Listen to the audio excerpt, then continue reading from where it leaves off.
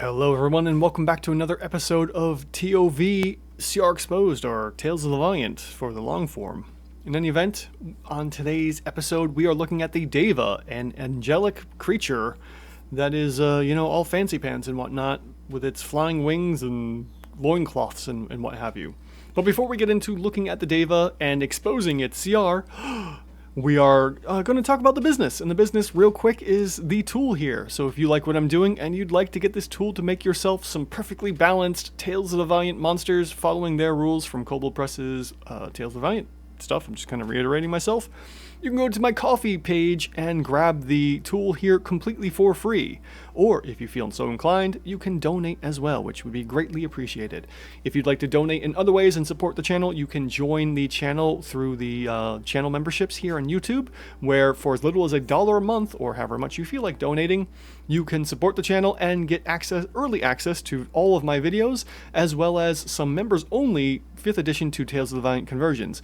And those are behind the paywall because Tales of the Valiant is a better system, in my opinion. As well as any other random things I may or may not be throwing into the channel later on that will be going to members first. And if you've been looking at the list, I mean, as of right now, my 5th edition videos are like well into February. This video is probably coming out towards the end of January, so, plenty of content, and I'm sure by now, when you're watching this video, there'll be a load of other videos that are ready to go and just waiting to be released. After that, if you'd like to request a monster from Tales of the Valiant to be reviewed on the channel here, go ahead and leave me a comment in the video below, as this will help appease the YouTube algorithm overlords and help spread the news and spread the videos to other potential viewers, which would be super awesome. So with that out of the way, let's go ahead and get into this Deva's loincloth. I mean, a CR, excuse me. So we are looking at a CR10 Angel here.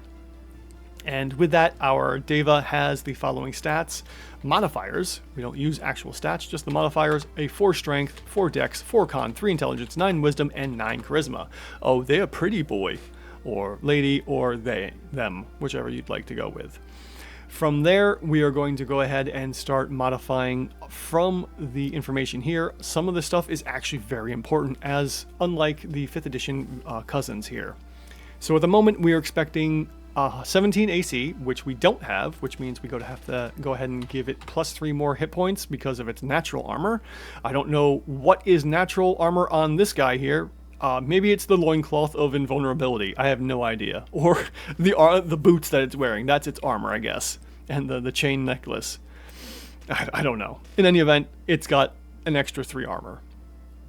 From that, we need 165 hit points. We'll be checking that at the end. We have a fly speed of 30 and fly speed of 90 and a move speed of 30. This isn't important because it's above 30 and the primary speed is perfectly fine, so we don't have to worry about adjustments, unlike the black pudding video from last week. We have our perceptions and stealth. Those don't matter for this fact. It would be important for your monster, and you can add those in down here when you go to print them out for the home brewery page.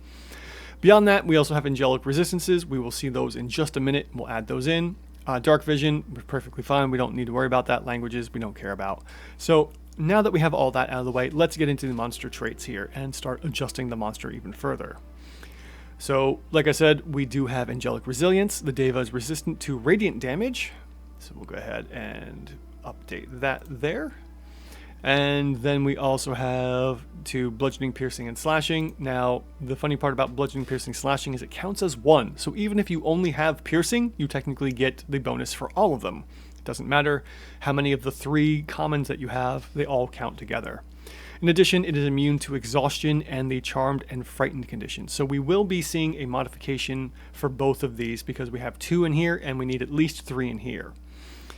Now, it was exhaustion, and that was immunity, as well as charmed and frightened. I don't know why they separate this. It is immune to exhaustion and the charmed and frightened conditions. Why not just say it is immune to exhaustion, charmed, and frightened? Adding in extra words that don't necessarily need to be there. Anyways, immune to charmed and immune to frightened. It doesn't necessarily matter.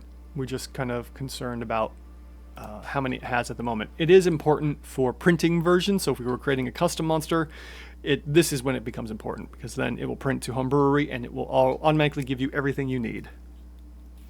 Moving on, we have angelic senses. The Deva can pinpoint the location of certain things, doesn't matter here. Angelic weapons also doesn't matter, it's included in the attack. Immortal nature doesn't matter. Magic resistance does matter, so we'll go ahead and click that and give ourselves a... interesting, it didn't update. Let me see something real quick.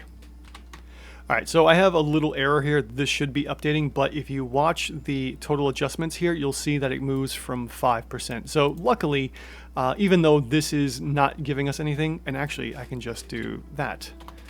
We don't need to worry about seeing how many numbers it has. That's not important. This will this just gets rid of that, and we don't have to worry about that. So that must have been from when I was moving some stuff around. Okay, we have our magic resistance here. We do have reviving players. The Deva spends 10 minutes praying to its deity, I'm sure. Yep, for safe return, and can help bring a creature back to life. Okay, nothing too important there. Let's move on to its actions and bonus actions. Okay, we do have a multi-attack of 3 mace attacks, and we have an attack bonus of 8. So since we have our attack bonus of 8 here, this means everything's working out properly. We're getting that plus 4 proficiency bonus with the strength, giving us an 8 here. That's perfectly good, although it may be... Let's see here. What is our attack bonus? Okay, so it's well within the lines here. We can just start adding in damage. So with that, we're going to go and give ourselves 1d6 plus 4 for 7.5. And then we're getting 48 radiant for a whole bunch of extra damage, which is 18. And then we'll combine the two to give us, what is it? Can't math off the top of my head. 25.5, I think. Yep, there we go. 25.5. And this is not giving any extra modifiers, so we will just use this in the multi-attack section here. And we'll say 25 times 3. I'm using this side because we need the half damage to be calculated in. If we had conditions that would, update the attack, then I would be using this one over here. So just a little word for warning if your creatures do have conditions on their attacks.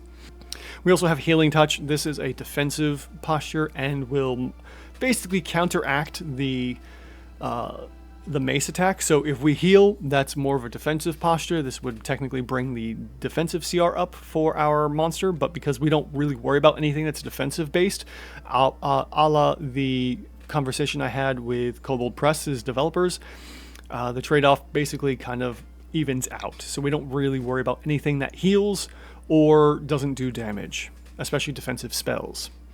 And then lastly, we have Change Shape, and this is really not going to be anything important. So we will just go ahead and skip over the bonus action to change its shape. It doesn't matter here. So the only thing we are now worried about is getting our attacks in place. So we'll go ahead and drop this in, and we have 76.5 damage, and that means our Deva is a little higher than it should be. So reviewing everything here, we're seeing that we have no unaccounted for bonus or positive modifiers. Anything that is a positive modifier should be checked over here. In areas where you can actually checkbox stuff, so for instance, my experimental features for when attack bonuses or DCs are higher or lower than they should be, if these were like +1 to plus, I don't know, 10, we would want to make sure to check those in to get the monster correctly balanced. But everything else here looks good. We currently have a -23 modifier to our hit points, with everything coming from the bonuses that our Deva has.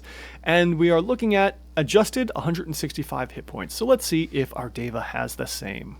And sure enough, this Deva has 165 hit points printed. Our Deva is 100% accurate for a CR10, which is awesome to see. A lot of the monsters have been ever so slightly off, and I don't know if that's something I've been doing or if that's something they forgot to do.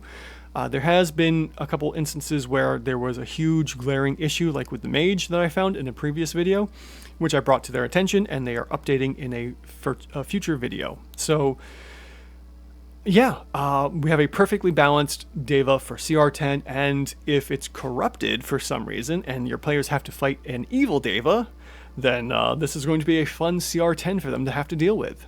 So thank you all so much for watching. Thanks to the channel members that are listed here in the video. And as of recording, there's only the one, but I appreciate even them being here. And I appreciate everyone that has made it to the end of watching this video. Thank you so much for hanging around, and I will see you in the next one.